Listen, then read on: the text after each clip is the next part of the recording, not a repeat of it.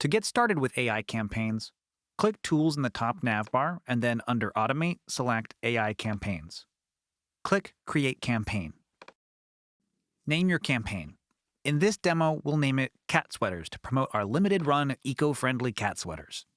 As your campaigns grow, staying organized is key. So consider adding a time-based identifier like Winter 2025 or Spring Sale 2026, especially if you market the same products at different times.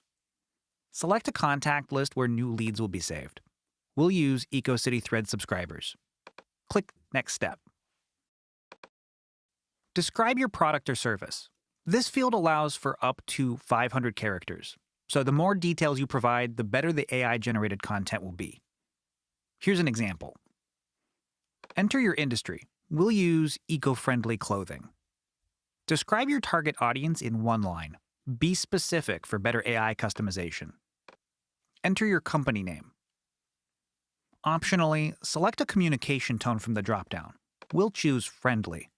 Then click Next Step. Now, let's set the look and feel of your campaign.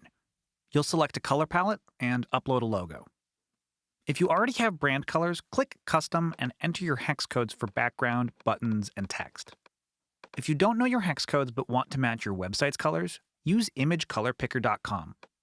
You can upload a screenshot or enter your website URL to find your brand colors. If you're starting from scratch, explore trending color palettes on Coolers or generate one using their palette generator tool. I've left a link to Coolers in the description below. If you're short on time, simply choose a preset in GetResponse. Next, upload your logo.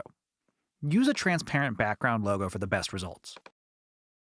If you don't have a logo yet, you can generate one for free at logo.com. Click the description below or click the card in the top right for a link to their logo generator. Once you've customized your brand's look, click the button to continue and let the AI generate your marketing assets. This may take a few minutes. When it's done, you'll see a blue review link next to each asset.